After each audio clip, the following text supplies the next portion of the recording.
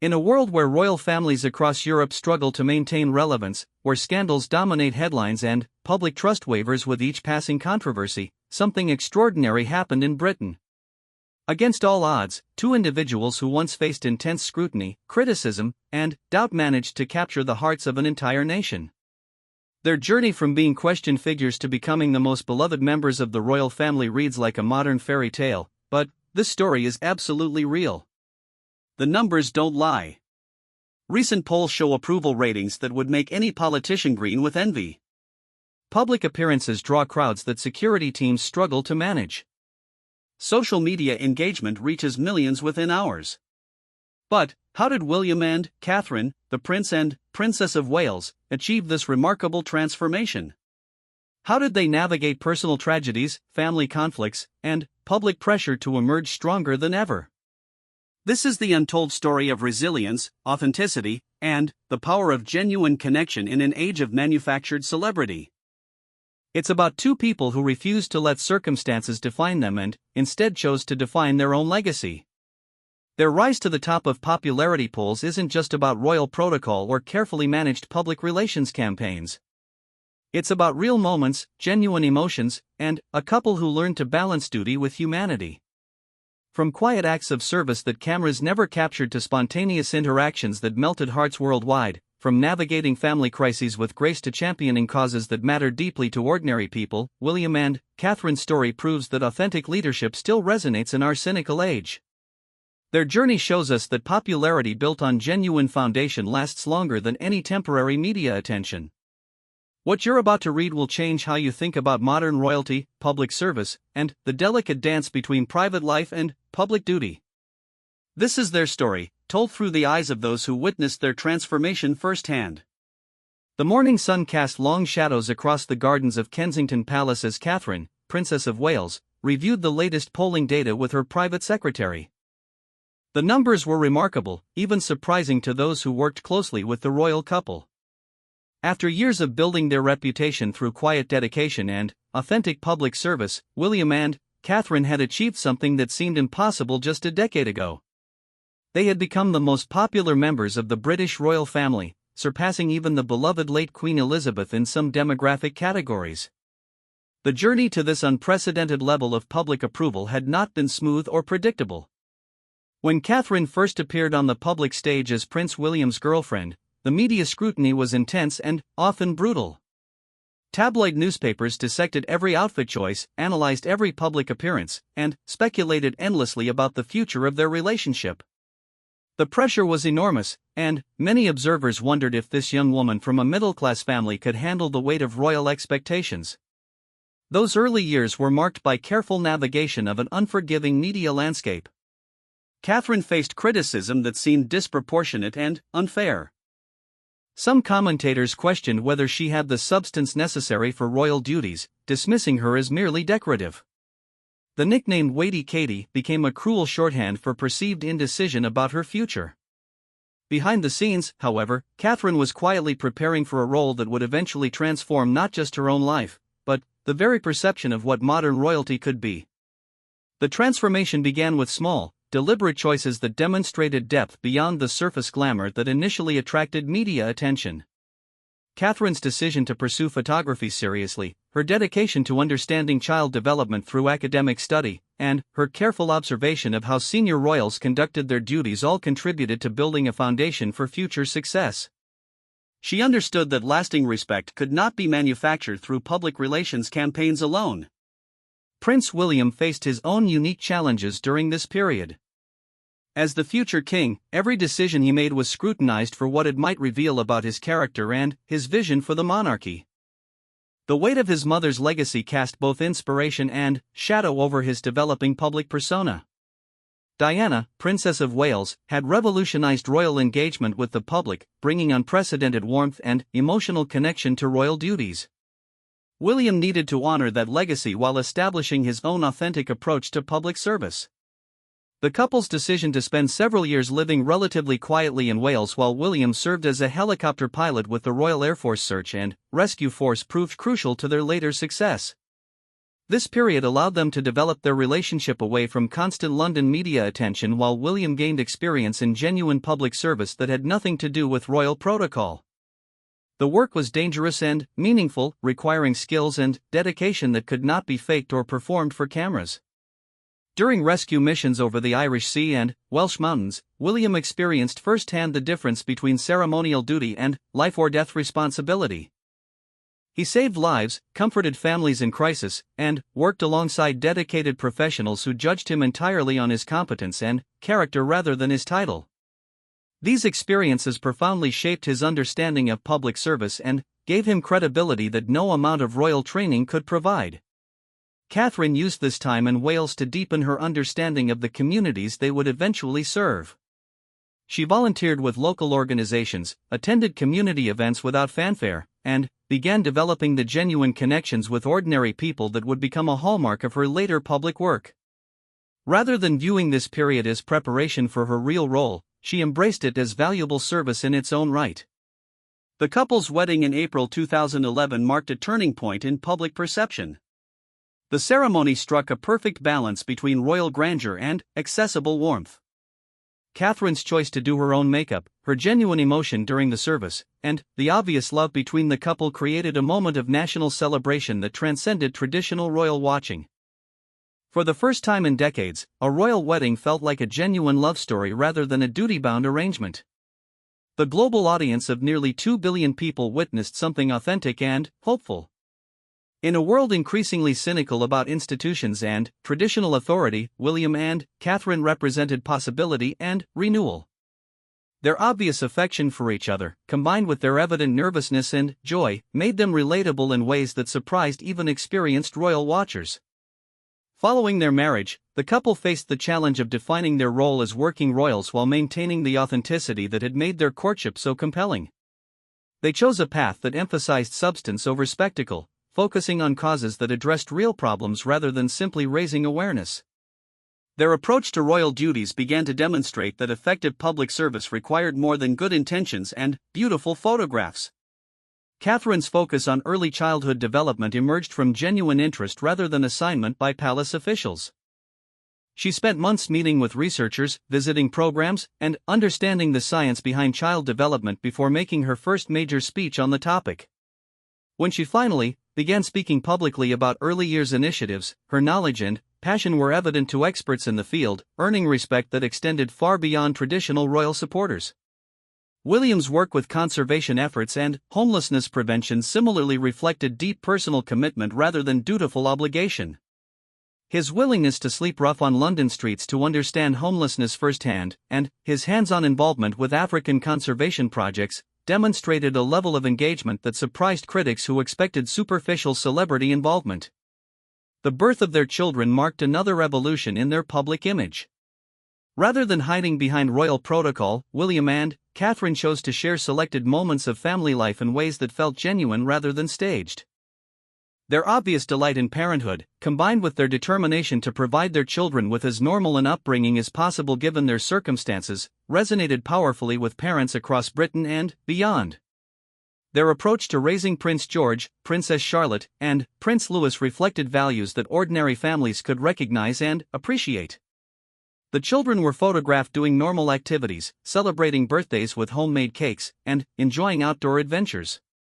Catherine's decision to take many of the family photographs herself, rather than relying exclusively on professional court photographers, added intimacy and authenticity to public glimpses of their family life.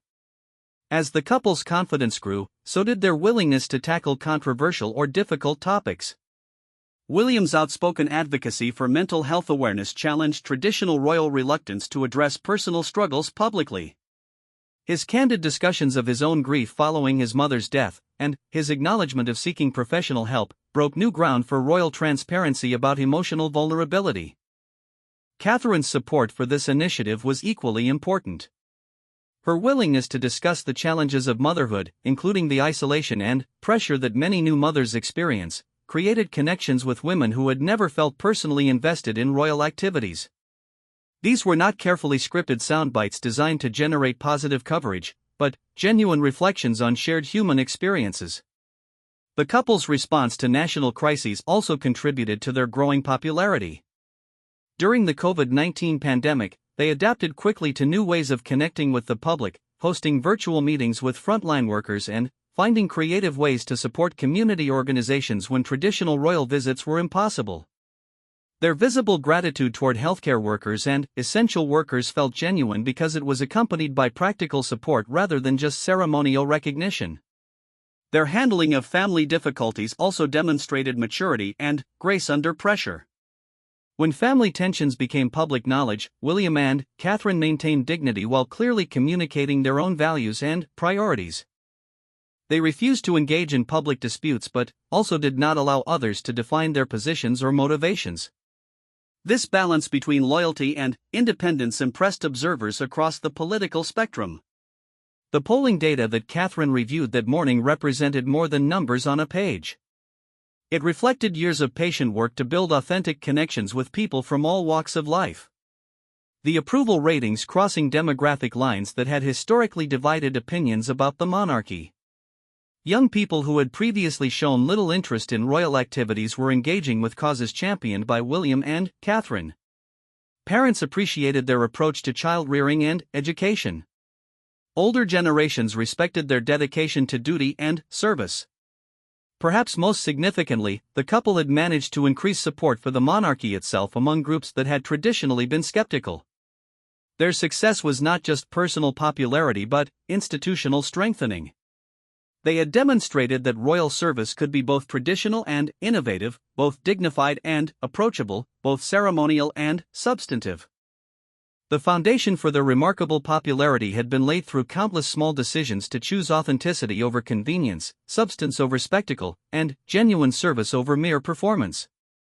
As Catherine finished reviewing the morning's briefing materials, she understood that these numbers represented not an achievement to be celebrated, but a responsibility to be honored through continued dedication to the communities they served. The real test of their popularity would come not in polling data or media coverage, but in their ability to use public trust and affection to accomplish meaningful change in areas they cared about most.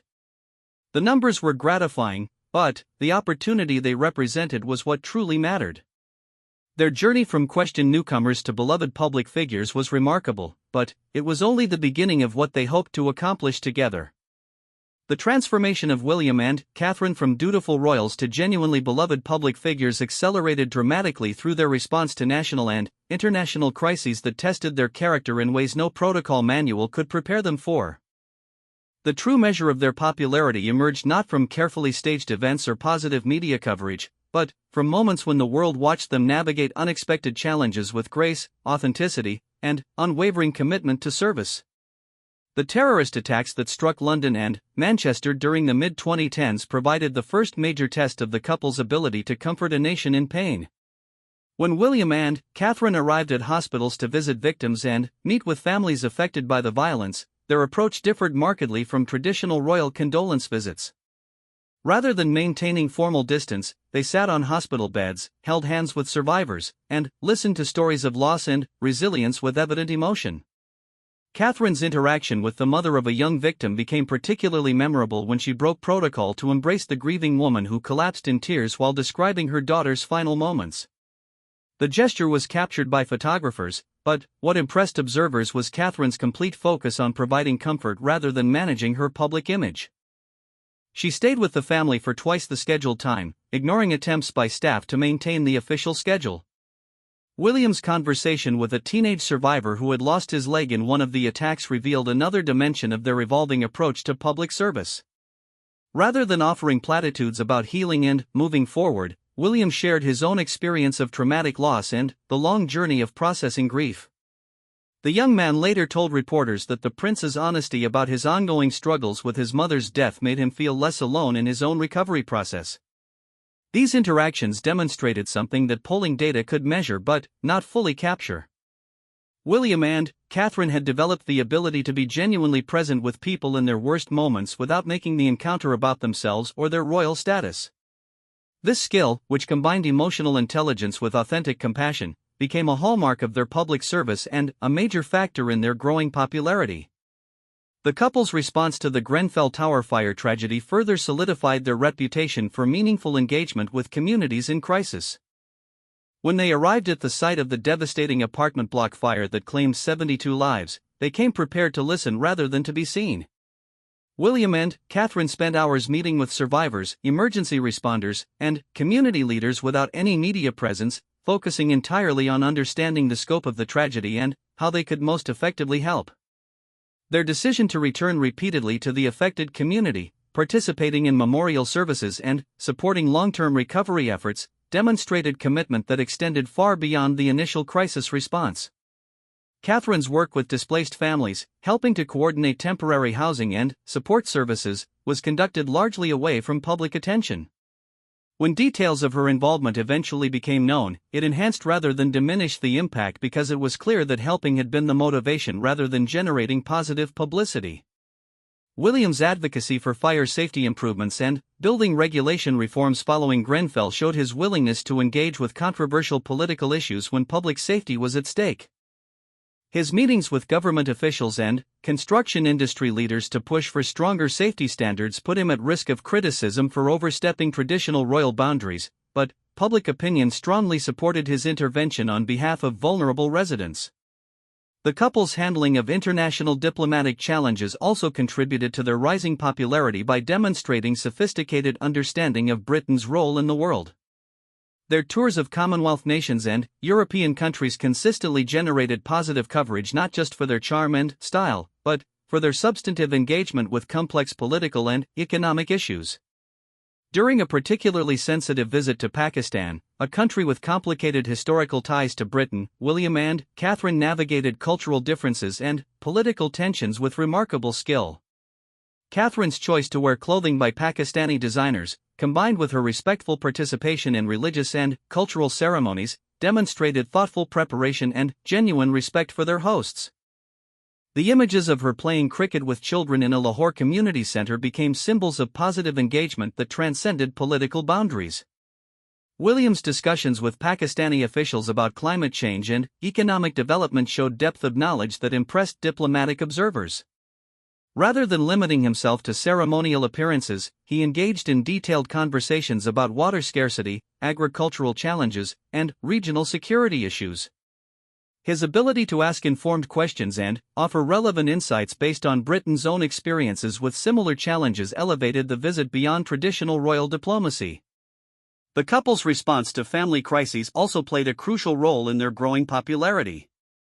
When Prince Harry and Meghan announced their decision to step back from royal duties, the intense media scrutiny and public speculation created a challenging situation that could have damaged public perception of the entire royal family.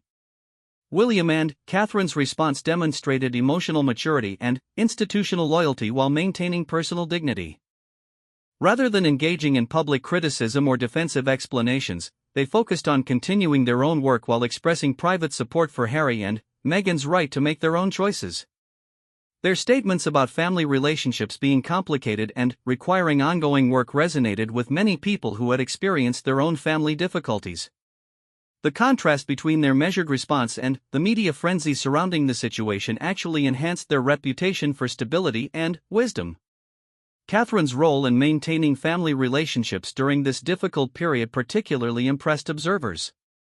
Her efforts to facilitate communication between William and Harry, and her warm public interactions with other family members, demonstrated diplomatic skills that suggested strong potential for future leadership roles. The fact that she managed to support her husband while maintaining relationships across family divisions showed emotional intelligence that many people found admirable. The COVID-19 pandemic provided perhaps the most significant test of William and Catherine's ability to adapt their approach to royal service while maintaining meaningful connections with the public. When traditional royal engagements became impossible due to public health restrictions, they quickly developed new ways to fulfill their roles and support communities in crisis. Their rapid adoption of video calling technology to maintain contact with charities, schools, and community organizations initially seemed like a temporary accommodation to unusual circumstances. However, their natural ease with the technology and their ability to create genuine connections through virtual meetings revealed new possibilities for royal engagement that had not previously been explored. Catherine's virtual reading sessions for children stuck at home during lockdown became wildly popular, not just because of the novelty of a princess reading bedtime stories over video chat, but because of her obvious enjoyment and natural storytelling ability. Parents reported that their children looked forward to these sessions and often requested repeat viewings. The initiative began as a simple way to support early childhood education during school closures but evolved into a genuine connection point between the royal family and ordinary families. William's video calls with healthcare workers, teachers, and small business owners during the pandemic revealed his ability to have meaningful conversations about difficult topics without the formal structure of traditional royal visits. His discussions about mental health challenges during lockdown, financial stress, and family pressures were notable for their depth and authenticity. Healthcare workers particularly appreciated his acknowledgement of their sacrifice and his genuine interest in their well-being beyond ceremonial thank you messages. The couple's decision to personally deliver food packages to vulnerable community members during lockdown, often without media coverage, demonstrated their commitment to direct service rather than symbolic gestures. When photographs of these activities eventually surfaced, usually taken by grateful recipients rather than official photographers, the impact was enhanced by the obvious spontaneity and genuine care shown in the interactions. Their virtual engagement with international partners during the pandemic also showcased diplomatic skills that exceeded traditional expectations for royal involvement in foreign relations. William's participation in global climate change discussions and Catherine's collaboration with international early childhood development experts demonstrated their ability to contribute substantively to important global conversations rather than merely representing British interests ceremonially. The couple's response to vaccine hesitancy in certain communities provided another example of their willingness to use their platform for public benefit even when it involved potential controversy. Their decision to receive COVID-19 vaccinations publicly, combined with their conversations with community leaders about vaccine safety and effectiveness, helped address concerns in communities where trust in government health messages was limited. Catherine's particular engagement with minority communities that had been disproportionately affected by the pandemic demonstrated cultural sensitivity and genuine commitment to equity. Her visits to community centers in areas with large immigrant populations, and her participation in cultural events that celebrated diversity while promoting public health, showed understanding of complex social dynamics that impressed community leaders. The polling data reflecting their rising popularity during this period captured public appreciation for leadership that combined traditional royal dignity with modern adaptability and authentic concern for public welfare. Their ability to maintain relevance and effectiveness during unprecedented circumstances suggested that their approach to royal service was resilient and forward-thinking. Perhaps most importantly, their success during national and international crises demonstrated that their popularity was not dependent on favorable circumstances or careful image management. When tested by genuine challenges that required real leadership rather than ceremonial performance, William and Catherine consistently demonstrated the character traits that had initially attracted public support. Their rising poll numbers reflected not temporary approval but growing confidence in their ability to serve effectively in whatever circumstances they might face in the future. The evolution of William and Catherine's public image reached a critical turning point through their groundbreaking work in mental health advocacy, an area where their personal experiences intersected with pressing national needs in ways that transformed both public perception and actual policy outcomes. Their decision to speak openly about psychological struggle and emotional well-being challenged centuries of royal reserve while establishing them as leaders in one of the most important public health conversations of their generation. The foundation for this transformation began with William's gradual acknowledgement of his own mental health journey following his mother's death. Initially, his references to grief and loss were carefully controlled and limited to appropriate ceremonial contexts. However, as he matured and gained confidence in his public role, his willingness to discuss psychological challenges became more detailed and personal, breaking new ground for royal transparency about emotional vulnerability. The turning point came during a speech at a mental health conference where William departed from his prepared remarks to describe the specific impact of trauma on his own development. Rather than speaking in general terms about the importance of mental health support, he detailed his experience of suppressing grief for years, the cost of that suppression on his relationships and personal growth, and the eventual necessity of seeking professional help to process emotions he had avoided confronting. The response to this level of personal disclosure was immediate and overwhelmingly positive. Mental health professionals praised his courage in discussing topics that remain stigmatized despite growing awareness. Young people, particularly those who had experienced their own trauma, expressed gratitude for his honesty about struggling with emotions that society often expected them to handle privately. The speech generated more sustained media coverage and public discussion about mental health than any previous royal initiative. Catherine's contribution to this evolving conversation proved equally significant, though her approach differed from William's direct personal disclosure. Her focus on maternal mental health and the psychological challenges of early parenthood resonated with millions of women who had experienced similar struggles but felt unable to discuss them openly due to social expectations about motherhood and female strength. Her candid discussions about postnatal anxiety, the isolation that many new mothers experience, and the pressure to appear constantly happy and fulfilled challenged unrealistic expectations that contributed to widespread maternal mental health problems. Catherine's willingness to admit that motherhood had been more difficult than anticipated, despite having significant support and resources, gave permission for other women to acknowledge their own struggles without shame. The couple's decision to establish the Mental Health Initiative Heads Together represented a sophisticated understanding of how their platform could be used to create lasting change rather than temporary awareness. Rather than simply lending their names to existing organizations, they invested significant time in understanding the landscape of mental health services, identifying gaps in provision, and developing strategies that addressed systemic problems. Their research process involved months of private meetings with mental health professionals, service users, and family members affected by psychological illness. William and Catherine attended support group sessions as observers, visited psychiatric facilities, and participated in training sessions designed to help them understand different approaches to mental health treatment. This preparation ensured that their eventual public advocacy was informed by genuine expertise rather than good intentions alone. The launch of Heads Together coincided with their decision to make mental health their primary charitable focus, bringing unprecedented resources and attention to organizations that had traditionally struggled for recognition and funding. Their involvement attracted corporate sponsorship, government attention, and media coverage that transformed public conversation about psychological well-being from niche concern to mainstream priority. Catherine's particular focus on perinatal mental health led to tangible policy changes that affected thousands of women across Britain. Her advocacy for improved screening during pregnancy and after birth, combined with her support for specialized mother and baby psychiatric units, contributed to increased government investment in maternal mental health services. The fact that these changes could be directly attributed to her involvement demonstrated the potential for royal advocacy to produce concrete benefits rather than symbolic gestures. William's work with military veterans experiencing post-traumatic stress disorder brought attention to psychological casualties of military service that had previously received inadequate recognition and support. His participation in veterans therapy sessions, his advocacy for improved transition support for service members returning to civilian life, and his challenge to military culture that discouraged seeking help for psychological injuries created new opportunities for thousands of veterans to access appropriate care.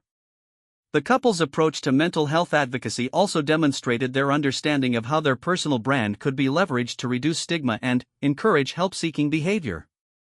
Their participation in therapeutic activities, their visible comfort with mental health professionals, and their repeated emphasis on seeking help as a sign of strength rather than weakness contributed to measurable increases in people contacting mental health services. Their decision to bring their children into age-appropriate mental health conversations also broke new ground for royal family transparency. When Prince George, Princess Charlotte, and Prince Louis were photographed participating in activities designed to promote emotional well-being and resilience, it sent powerful messages about the importance of psychological health from early childhood. These images of royal children engaged in mindfulness exercises or discussing feelings challenged traditional expectations about emotional expression and mental toughness. The success of their mental health advocacy opened doors for William and Catherine to address other previously taboo topics that affected public well-being. Catherine's discussion of addiction as a mental health issue rather than a moral failing helped reduce stigma around substance abuse treatment. William's advocacy for suicide prevention, including his participation in campaigns targeting young men who were statistically most at risk, brought urgent attention to preventable tragedies. Their willingness to engage with controversial aspects of mental health care, including discussions about psychiatric medication, involuntary treatment, and family impact of mental illness, demonstrated sophisticated understanding of complex issues that many public figures avoided. Rather than limiting themselves to safe, uncontroversial aspects of mental health promotion, they tackled difficult questions about balancing individual autonomy with public safety and family well-being. The international impact of their mental health work also contributed to their rising global profile and domestic popularity. Their participation in World Health Organization initiatives, their collaboration with mental health advocates in other countries, and their hosting of international conferences on psychological well-being established them as global leaders in this area rather than merely British advocates. Catherine's work with early childhood mental health gained particular international recognition when her research collaboration with leading developmental psychologists produced new insights into the relationship between early emotional experiences and lifelong psychological well-being. Her contribution to academic conferences and peer-reviewed publications demonstrated intellectual engagement that surprised critics who had underestimated her scholarly capacity. William's advocacy for workplace mental health, including his challenge to corporate cultures that contributed to employee psychological distress, brought attention to systemic issues that affected millions of workers but had received limited high-profile advocacy.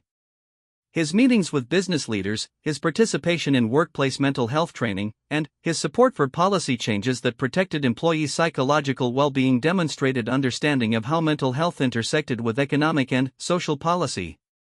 The couple's response to mental health crises during the COVID-19 pandemic further solidified their reputation for meaningful leadership in this area. Their rapid adaptation of mental health programming for pandemic conditions, their advocacy for psychological support for frontline workers, and their attention to the mental health impact of lockdown measures on vulnerable populations showed agility and genuine concern for community well-being. Their virtual mental health support sessions during lockdown, their advocacy for continued funding of psychological services during economic pressure, and their attention to the specific mental health needs of different demographic groups demonstrated comprehensive understanding of how crisis conditions affected psychological well-being across society. These efforts contributed directly to maintaining mental health service provision when it might otherwise have been reduced due to competing priorities. The polling data reflecting their popularity during this period showed particular strength among demographics that had previously been less supportive of royal institutions. Young adults, who traditionally showed limited interest in monarchy, expressed strong approval for William and Catherine's mental health advocacy. Parents appreciated their approach to children's emotional well-being. Healthcare professionals respected their informed engagement with mental health issues. Perhaps most significantly, people with personal experience of mental illness, either their own or family members, expressed unprecedented levels of trust and appreciation for royal family members who had demonstrated genuine understanding and authentic commitment to psychological well-being. This represented a complete transformation from traditional royal approaches to health issues, which typically involved ceremonial support rather than substantive advocacy. The success of their mental health work established William and Catherine as more than popular royal figures. They became trusted voices on issues that affected nearly every family in Britain. Their ability to combine personal authenticity with policy advocacy, emotional intelligence with practical solutions, and royal platform with genuine expertise created new possibilities for how monarchy could contribute to social progress. Their rising popularity during this period reflected not just approval for their personalities or style, but confidence in their capacity to use their influence effectively for public benefit. The mental health advocacy demonstrated that their appeal was based on substance rather than superficiality, creating a foundation for sustained public support that could weather temporary controversies or changing circumstances.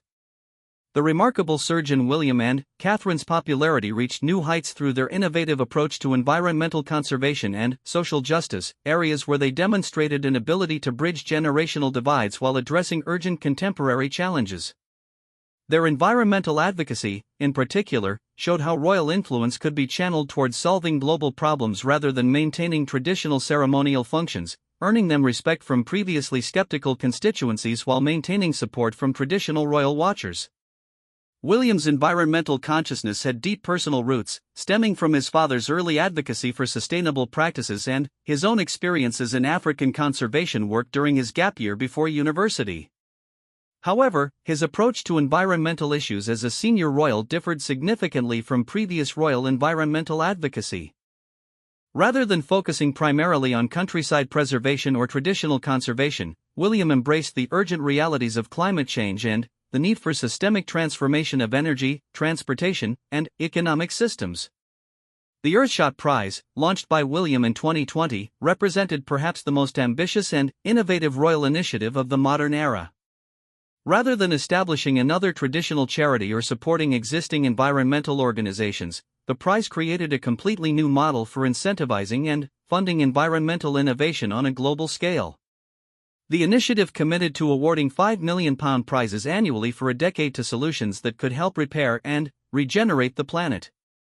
The development of Earthshot required William to engage deeply with environmental science, technology innovation, and global economics in ways that challenged traditional royal roles. His preparation involved extensive consultation with climate scientists, renewable energy experts, sustainable agriculture specialists, and environmental justice advocates. The conversations were not ceremonial briefings but substantive exchanges that influenced both the structure of the prize and William's own understanding of environmental challenges.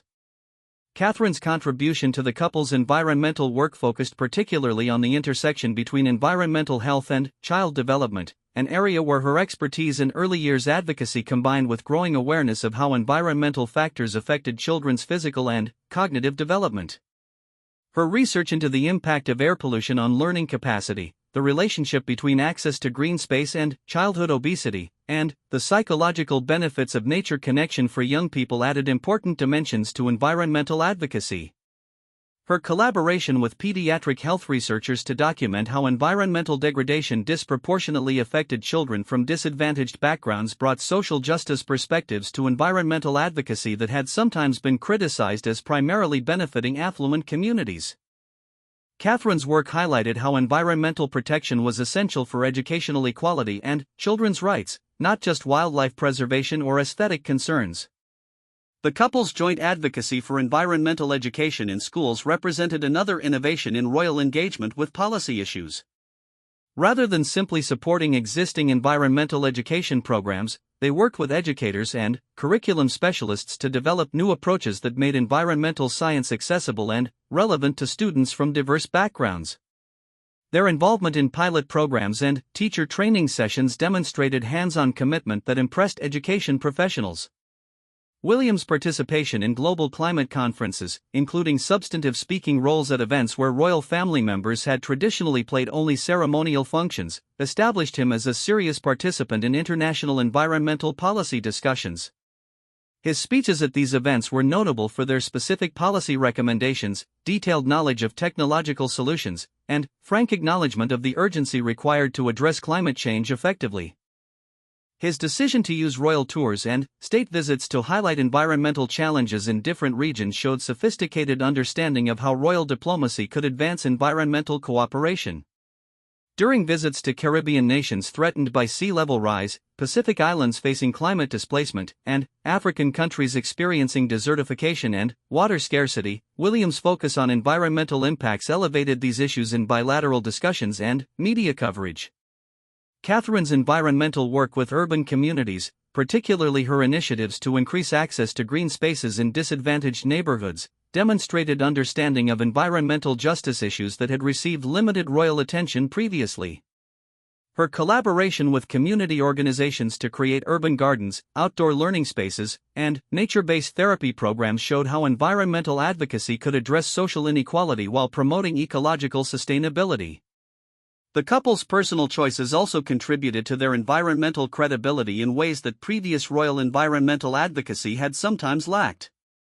Their decision to limit their family size partly due to environmental concerns, their adoption of renewable energy systems at their residences, and their reduction of air travel for personal trips showed willingness to make personal sacrifices that aligned with their public advocacy. Their approach to royal tour transportation, including the use of commercial flights when possible and carbon offset programs for necessary private travel, addressed criticism that royal environmental advocacy was undermined by lavish travel practices.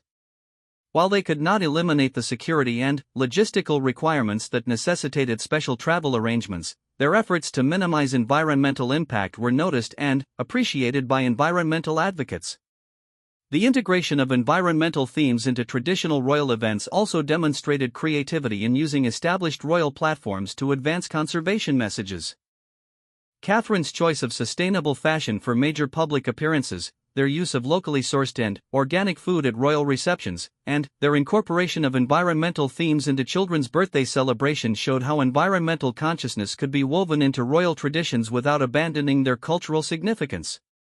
Their work with young environmental activists, including meetings with school climate strike participants and collaboration with youth-led environmental organizations, showed willingness to learn from and amplify voices that had sometimes been critical of traditional institutions. Rather than dismissing young environmental activists as disruptive or naive, William and Catherine engaged seriously with their concerns and provided platforms for their messages. The international recognition of their environmental work, including awards from environmental organizations and invitations to participate in global environmental initiatives, enhanced their credibility as environmental leaders while raising Britain's profile in international environmental cooperation. Their ability to attract international attention and resources for environmental projects demonstrated the soft power potential of engaged royal environmental advocacy. Their response to environmental disasters also showcased their ability to balance sympathy and comfort with substantive advocacy for prevention and adaptation. Following flooding events in Britain, their visits to affected communities combined traditional royal consolation with discussions about climate adaptation and flood prevention infrastructure. Their meetings with farmers affected by extreme weather events included conversations about sustainable agriculture and climate resilience. Catherine's particular attention to the mental health impacts of environmental disasters and climate anxiety, especially among young people, created new connections between her psychological health advocacy and environmental work. Her recognition that climate change was creating psychological distress for many children and young adults led to development of support programs that addressed both environmental education and emotional well-being. William's advocacy for biodiversity conservation, including his support for rewilding projects and wildlife protection initiatives, connected traditional conservation interests with climate change solutions in ways that appealed to both environmentalists and countryside communities. His understanding of how ecosystem restoration could contribute to carbon sequestration while supporting rural economies showed sophisticated grasp of connections between environmental and economic policy. The couple's collaboration with indigenous communities on environmental protection and traditional ecological knowledge represented another dimension of their evolving approach to environmental advocacy. Their recognition that indigenous peoples were often the most effective guardians of biodiversity and their advocacy for indigenous land rights showed understanding of connections between environmental protection and social justice that had sometimes been overlooked by mainstream environmental movements. Their success in attracting corporate support for environmental initiatives, through both the Earthshot Prize and other environmental projects, demonstrated ability to leverage royal influence for practical environmental progress. Their engagement with business leaders about sustainable practices, renewable energy investment, and environmental innovation showed understanding of how economic incentives could drive environmental solutions. The polling data reflecting their environmental advocacy showed particularly strong support among young adults and university-educated populations who had traditionally been less interested in royal activities. Environmental organizations that had previously been critical of royal lifestyles expressed appreciation for substantive environmental leadership. International environmental advocates recognized their contribution to global environmental cooperation. Perhaps most importantly, their environmental work established them as forward-thinking leaders who understood contemporary challenges and were willing to use their platform for urgent problem-solving rather than maintaining traditional ceremonial functions. Their popularity during this period reflected public appreciation for leadership that addressed real-world problems while maintaining the dignity and effectiveness that people expected from senior royals. The environmental advocacy also demonstrated their ability to evolve their royal roles in response to changing global circumstances while maintaining public support across diverse constituencies. Their rising popularity during this period reflected not just approval for their environmental positions, but confidence in their capacity to provide meaningful leadership on complex contemporary challenges that required both moral authority and practical expertise. The culmination of William and Catherine's journey to unprecedented popularity came through their masterful handling of institutional modernization while preserving the essential dignity and continuity that made the monarchy meaningful to millions of people across Britain and the Commonwealth. Their ability to balance innovation with tradition, accessibility with authority, and personal authenticity with public duty created a new model for royal service that secured their position as the most beloved members of the royal family while strengthening the institution itself. The transition period following Queen Elizabeth II's death in September 2022 provided the ultimate test of William and Catherine's capacity for leadership during institutional change. As the new Prince and Princess of Wales, they inherited titles that carried immense historical significance and public expectation. Their response to this responsibility demonstrated the maturity and wisdom that had developed through years of careful preparation and authentic public service. Their approach to assuming these new roles differed markedly from traditional royal transitions. Rather than emphasizing the ceremonial aspects of their elevated status, they focused immediately on the service opportunities that their new positions created. Catherine's first major speech as Princess of Wales addressed early childhood development policy with the same depth and expertise that had characterized her previous work, while acknowledging the additional platform and responsibility that her new title provided.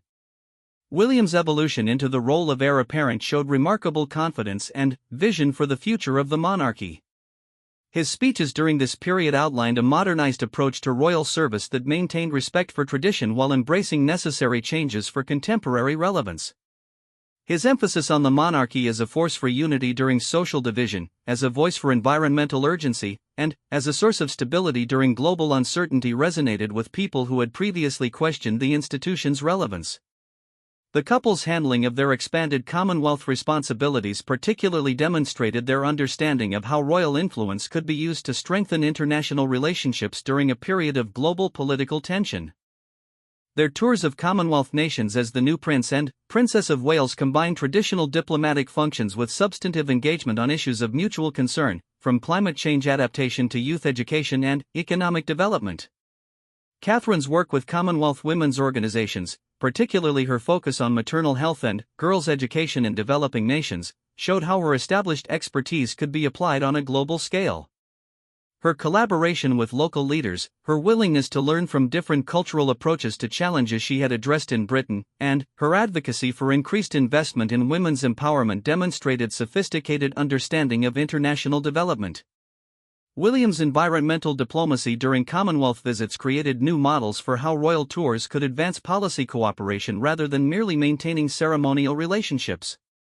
His participation in renewable energy project launches, his meetings with indigenous leaders about conservation, and his advocacy for climate adaptation funding showed how royal influence could be leveraged for urgent global problem solving.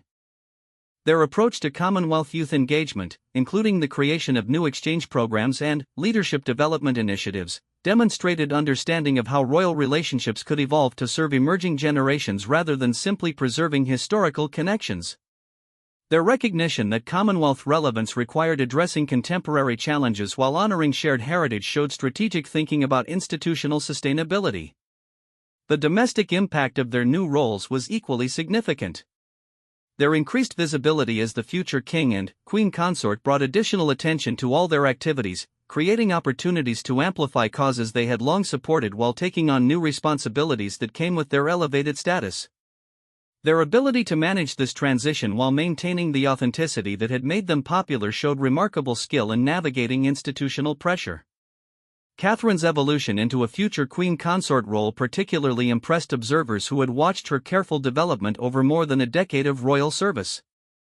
Her increased confidence in addressing controversial topics, her sophisticated understanding of policy complexities, and her ability to balance multiple high-profile initiatives while maintaining family priorities showed preparation and capability that exceeded many expectations. Her address to the nation during a particularly difficult period of economic uncertainty demonstrated rhetorical skill and emotional intelligence that commanded respect across political divides. Rather than offering platitudes or avoiding difficult realities, she acknowledged genuine challenges while articulating a vision of community resilience and mutual support that inspired many people who were struggling with financial pressure and social anxiety. William's preparation for eventual kingship became evident through his increased involvement in constitutional functions and his growing influence on government policy discussions. His participation in state visits, his consultation role in major national decisions, and his representation of British interests in international forums showed readiness for expanded responsibilities while maintaining the collaborative approach that had characterized his earlier royal service. Their joint work on institutional reform within the royal family itself demonstrated commitment to modernization that served public interest rather than institutional convenience.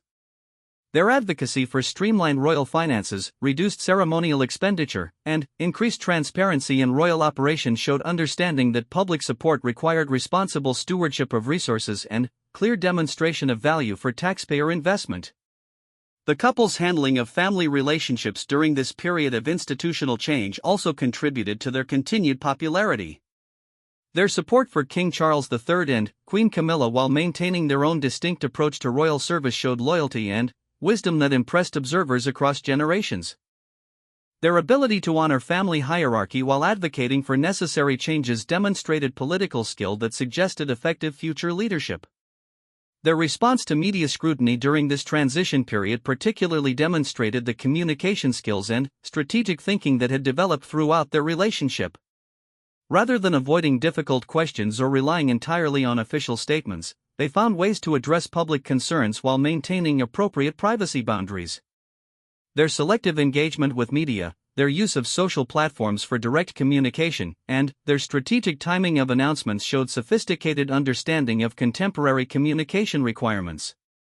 The international recognition of their leadership during this period, including invitations to participate in global forums and bilateral discussions that traditionally involved heads of government rather than royal family members, demonstrated the respect they had earned through years of substantive engagement with important issues. Their ability to represent British interests effectively while maintaining personal authenticity created new opportunities for royal diplomacy. Their continued focus on the causes that had originally attracted public support, even as their responsibilities expanded dramatically, showed commitment to the service approach that had made them popular. Catherine's ongoing work in early childhood development, despite increased ceremonial obligations, demonstrated that her advocacy had been genuine rather than opportunistic. William's continued environmental leadership, despite pressure to focus on traditional royal functions, showed principled commitment to urgent global challenges. The polling data that reflected their peak popularity during this period captured public confidence not just in their personal qualities, but in their vision for the future of royal service and constitutional monarchy. Their approval ratings reflected trust that they would use their expanded influence responsibly while maintaining the values and approaches that had earned initial public support. Perhaps most significantly, their success in modernizing royal service while maintaining institutional stability demonstrated that progressive change and traditional authority were not incompatible when managed with wisdom and authenticity. Their popularity represented public confidence that the monarchy could evolve to serve contemporary needs while preserving the continuity and dignity that made it valuable. The journey from questioned newcomers to the most beloved members of the royal family culminated in recognition that William and Catherine had not simply adapted to royal expectations, but had transformed royal service itself. Their popularity reflected appreciation not just for their personal qualities, but for their demonstration that ancient institutions could address modern challenges when led by people committed to service, authenticity, and meaningful engagement with the communities they served. Their story proved that lasting popularity could not be manufactured through public relations or inherited through title alone, but had to be earned through consistent demonstration of character, competence, and genuine concern for public welfare. The polling numbers that had seemed remarkable at the beginning of their journey as Prince and Princess of Wales represented not the peak of their achievement, but the foundation for expanded service that would define their legacy and shape the future of the monarchy for generations to come.